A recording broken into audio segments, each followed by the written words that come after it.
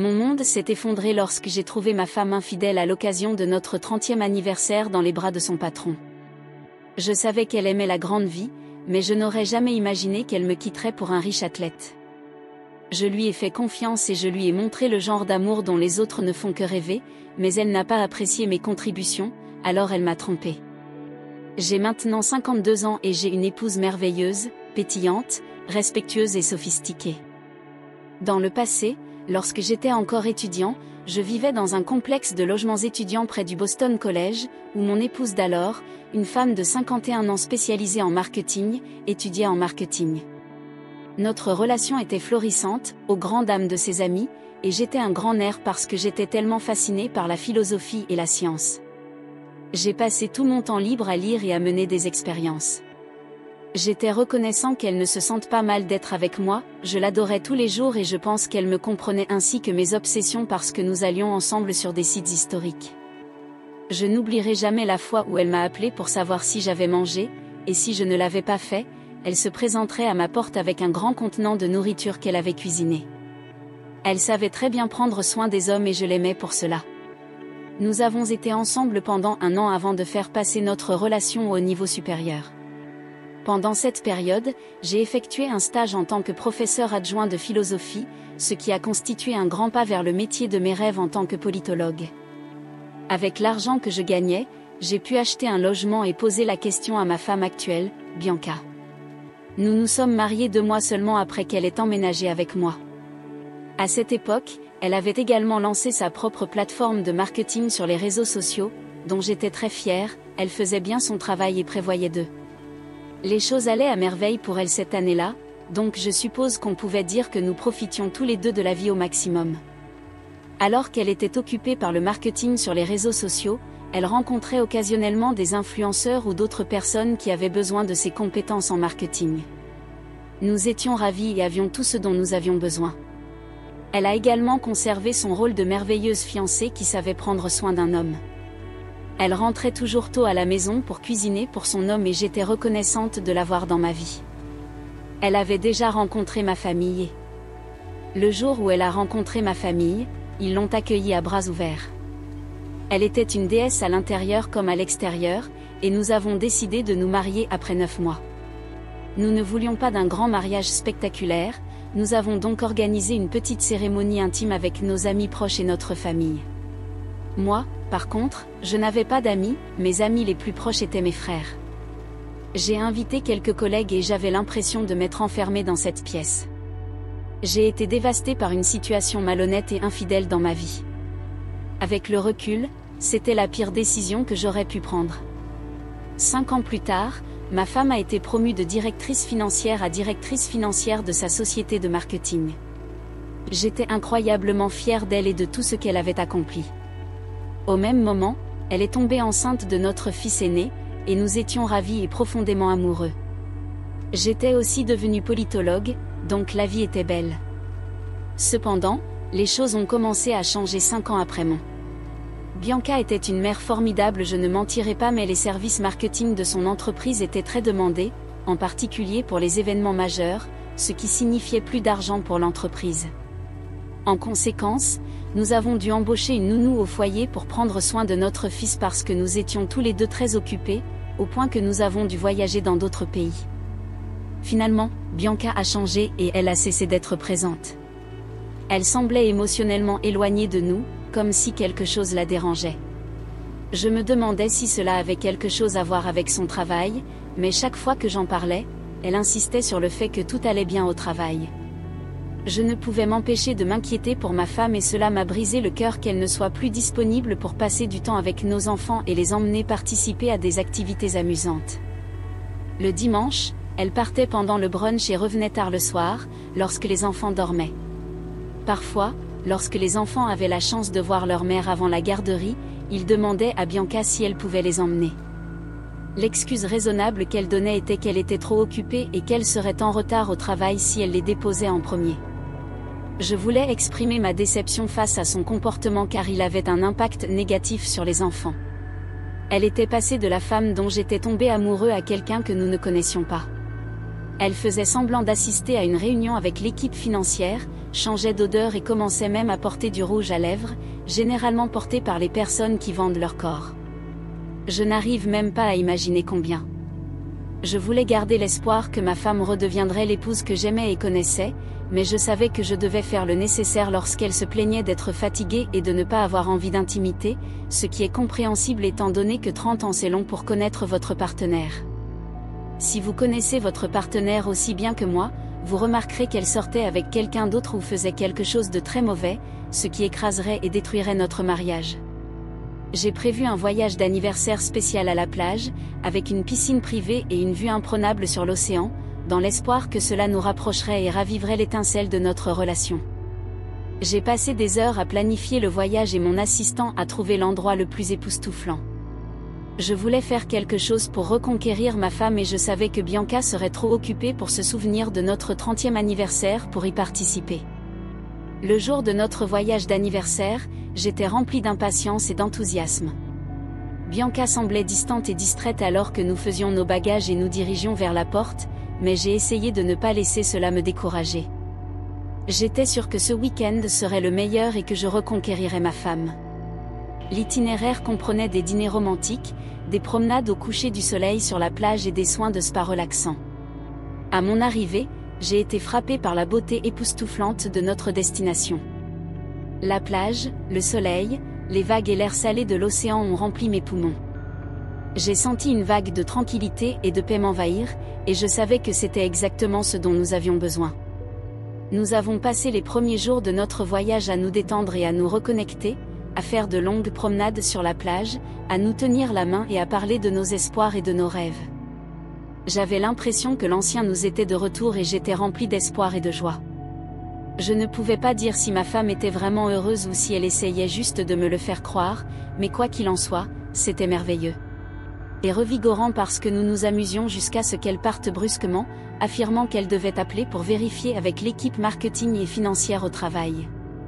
Je l'ai comprise et excusée car je savais à quel point elle aimait son travail et son poste. Elle était très protectrice envers son employeur, le traitant comme si c'était le sien. Je me souviens m'être plainte du temps qu'elle passait au bureau, au point qu'elle rentrait chez elle épuisée. Elle restait tard pour s'assurer que tout se passait bien dans son service. Elle me dirait qu'elle aime et respecte son poste au travail, alors elle ferait tout pour que son département fonctionne bien. Elle traiterait son rôle de directrice financière comme s'il s'agissait de son propre enfant, protégeant leur héritage de toutes les manières possibles. Même si elle avait un assistant, elle voulait toujours tout gérer elle-même. Malheureusement, ma femme a cessé de faire attention à moi. C'était comme si nous étions en voyage d'affaires au lieu de fêter notre anniversaire. Au lieu de parler de notre relation, elle évoquait constamment les affaires et les événements à venir à proximité de chez nous, même dans notre chambre. J'ai commencé à m'ennuyer de toutes les discussions sur le travail et à perdre tout intérêt pour nos moments intimes. Je pensais que le voyage nous aiderait à nous reconnecter, mais il semble que j'étais le seul à le faire. Nous étions assis au bord de la piscine, en train de siroter une boisson rafraîchissante, lorsque mon ex-femme, Bianca, a répondu à un appel. Mon assistant m'a informé qu'un éminent philosophe qui avait pris sa retraite pour cause de vieillesse. Je voulais me rencontrer, comme il était à proximité, je n'ai pas perdu de temps pour me préparer pour la réunion dans notre chambre d'hôtel. Le lendemain, j'ai trouvé ma femme absorbée par son téléphone, riant et rougissant. J'ai tenté de l'informer de la bonne nouvelle que mon assistante m'avait partagée, mais sa réponse a été un « HM » surprenant. Elle m'a ensuite demandé de me préparer pour le lancement, qui avait lieu le jour même. J'étais furieux contre elle parce qu'elle ne m'avait jamais informé, et je savais que je devais comprendre pourquoi ma femme se comportait si distante et pourquoi elle riait et rougissait constamment au téléphone. Malgré cela, j'ai choisi d'assister à l'événement. Je suis retournée à la chambre d'hôtel plus tôt que prévu parce que ma femme était trop occupée à se mêler aux autres. Cependant, je n'ai pas pu m'empêcher de remarquer la manière dégoûtante dont elle regardait son patron et la façon dont il riait et se touchait. Comme la plupart des gens sont trop ignorants pour le remarquer, je suis allée à la réunion le lendemain. Lors de notre dernier jour de voyage, je suis rentrée à l'hôtel en milieu de matinée. J'avais espéré qu'à la fin du voyage, nous aurions résolu nos problèmes conjugaux. Malheureusement, ce n'était pas le cas. Le matin de notre 30e anniversaire, je me suis réveillée fière et excitée à l'idée de célébrer 30 ans de mariage avec Bianca. Alors que je me dirigeais vers l'hôtel, j'entendais faiblement des rires venant de la chambre où nous dormions habituellement. Cela me faisait plaisir de penser que ma femme serait de si bonne humeur pour notre journée spéciale, j'avais manqué de l'entendre rire si joyeusement. J'avais réservé une table dans un restaurant chic en face de notre hôtel. Le jour de notre 30e anniversaire, je restais figée, incrédule, alors que je me retrouvais confrontée à un spectacle qui bouleversait mon monde. Ma femme Bianca, embrassée passionnément par son patron, leur visage illuminé par la douce lueur des bougies. Je ne comprenais pas comment elle pouvait me trahir de cette manière et je me demandais pourquoi elle ne me le dirait pas si elle était malheureuse.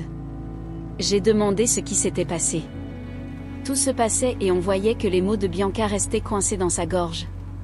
Ma femme, ou devrais-je dire mon ex-femme, s'exprime normalement très bien et a toujours une réponse à chaque question.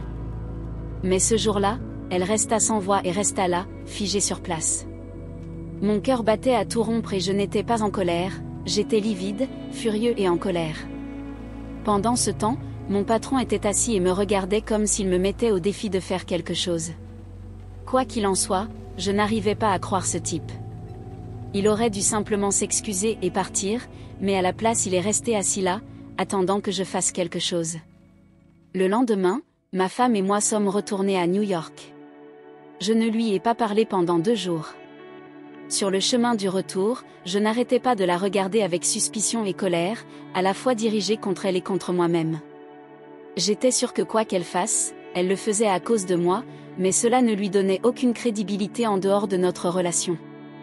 Je suis revenue du travail et j'ai demandé à parler avec Bianca, je suis sûre qu'elle n'aurait pas accepté de me rencontrer si elle avait su de quoi je voulais discuter, mais elle ne l'a pas fait, alors je l'ai fait asseoir et je l'ai informée que j'étais au courant de son infidélité, en particulier avec son patron. J'ai commencé à être confus parce que je veux dire, il doit sûrement y avoir une sorte de code de conduite ou de réglementation sur son lieu de travail. Sortir avec son aîné est contraire aux règles. De toute évidence, j'étais au courant de ses actes.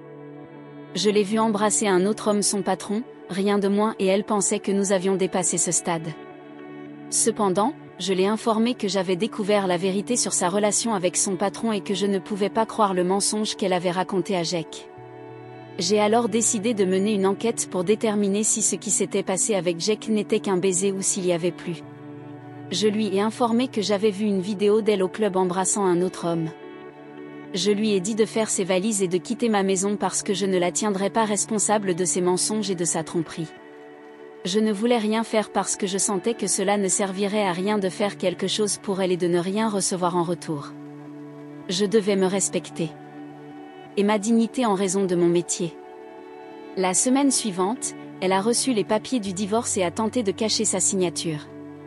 J'aimais ma paix, mais j'aimais davantage mes enfants. Je ne voulais plus que le moi pitoyable de Bianca ait une quelconque implication avec mes enfants. Elle peut les appeler et leur demander de lui rendre visite, mais j'ai refusé. Après qu'elle ait signé les papiers, j'ai reçu la moitié de ses biens et j'ai demandé la garde complète de nos enfants. Je ne voulais pas qu'ils grandissent dans un mauvais environnement où leur mère les exposerait à de nombreux hommes à cause de ses mauvaises manières. C'était entièrement de ma faute. Ce qui a suivi a été une montagne russe émotionnelle, colère, amertume et un profond sentiment de trahison. Je ne pouvais pas comprendre comment quelqu'un que j'avais tant aimé pouvait me trahir d'une manière aussi cruelle, la douleur était si atroce qu'il était difficile de respirer. Mais à mesure que le choc initial s'est dissipé, j'ai réalisé que je pouvais soit vivre ma misère et laisser cette trahison me consumer, soit la transformer en un catalyseur de croissance personnelle et de guérison. J'ai pris la décision de suivre une thérapie afin de traiter mes émotions et de donner un sens à la trahison. Mon thérapeute m'a aidé à réaliser que ma valeur n'était pas déterminée par les actions de ma femme et que je méritais de vivre une vie heureuse et paisible. J'ai commencé à remplacer ma colère et mon ressentiment par l'acceptation et le pardon. Pourtant, alors que je me tenais là, au milieu des décombres de mon passé et des souvenirs de Bianca et moi depuis le premier jour de notre rencontre, je savais que ce qui m'attendait serait être difficile et imprévisible, mais une chose était sûre, je ne me laisserais plus contrôler par les attentes des autres ou par les chaînes d'un mariage brisé. Au lieu de cela, je serais authentique, écouterais mon cœur et accueillerais l'avenir à bras ouverts. Alors que je revivais le jour de notre mariage, les vœux que nous avons échangés, les promesses que nous avons faites et l'amour qui avait été si fort entre nous semblait être un lointain souvenir, mais maintenant cela ressemblait à un rêve lointain. La liaison de mon ex-femme a éclipsé toutes les bonnes choses qu'elle avait faites pour moi, y compris l'amour, les enseignements et les opportunités qu'elle m'avait données. C'est difficile à croire, mais je sais que je dois abandonner le passé si je veux guérir plus rapidement. Maintenant, je ne fais plus que me concentrer sur moi et mes enfants. Mon travail se porte mieux que jamais et j'ai commencé à rechercher des sites historiques que j'aimerais visiter. Pleurer à cause du lait renversé ne me mènera nulle part. Je dirais que la vie a été bonne pour moi, même sans l'appel téléphonique menaçant de Bianca exigeant ses enfants, ce dont je suis éternellement reconnaissant. À l'époque, je ne voulais rien avoir à faire avec elle, mais j'ai appris que le vrai bonheur vient de l'intérieur et qu'il ne faut pas le chercher ailleurs. Après tout, vous êtes né dans ce monde tout seul, il n'est pas nécessaire de rechercher la validation ou le bonheur de quelqu'un d'autre. J'ai beaucoup appris à mes dépens, mais je suis reconnaissant pour ce que j'ai appris. Et je m'entourais de gens qui m'aimaient et m'encourageaient quoi qu'il arrive. Leur amour et leurs encouragements m'ont donné la force de recommencer et de reconstruire ma vie. J'ai commencé à faire de l'exercice régulièrement, j'ai adopté de nouveaux passe-temps et je me suis concentrée sur les soins personnels. J'ai commencé à me redécouvrir en dehors de mon mariage et j'ai trouvé de la joie dans les petites choses. Au fil du temps, les blessures ont commencé à guérir et j'ai commencé à abandonner la douleur et le chagrin. J'ai finalement réalisé que l'affaire était pas à cause de ma propre valeur en tant que personne, mais à cause des défauts et des insécurités de ma femme. J'ai trouvé du réconfort en sachant que j'avais tout investi dans la relation et que je méritais mieux. Je sais que beaucoup d'entre vous, en particulier les hommes, considéreraient ma décision de ne pas ruiner ou faire souffrir Bianca comme une faiblesse, mais parfois il vaut mieux choisir la paix et laisser l'univers s'occuper de tout. Tout n'a pas besoin de violence, alors pourquoi ne pas simplement laisser les choses telles qu'elles sont et s'asseoir et laisser Karma faire son travail? Je suis sérieux. Le chemin vers le rétablissement a été long après avoir découvert que ma femme m'avait trompé avec son patron. Mais j'ai finalement surmonté ma colère et ma souffrance et j'ai pu lui pardonner. Lâcher prise m'a apporté la liberté et la paix. Je lui souhaitais bonne chance et espérais qu'elle trouverait le bonheur qu'elle recherchait. J'ai même changé la garde pour que les enfants puissent être avec elle parce que je crois que chaque enfant a besoin de sa mère. Je lui ai dit qu'elle ne pouvait pas présenter mes enfants à ces hommes.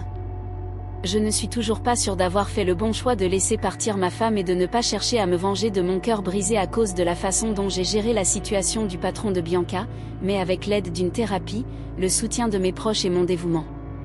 Pour mon propre bien-être, j'ai pu surmonter les ténèbres et en sortir plus résiliente et plus forte qu'avant. J'ai appris que je peux surmonter même les trahisons les plus dévastatrices et que la véritable guérison vient de l'intérieur. Pour cela, je serai éternellement reconnaissant. Je ne suis pas une personne violente, mais je souffre toujours émotionnellement des choses qu'elle m'a fait pendant nos 30 ans de mariage.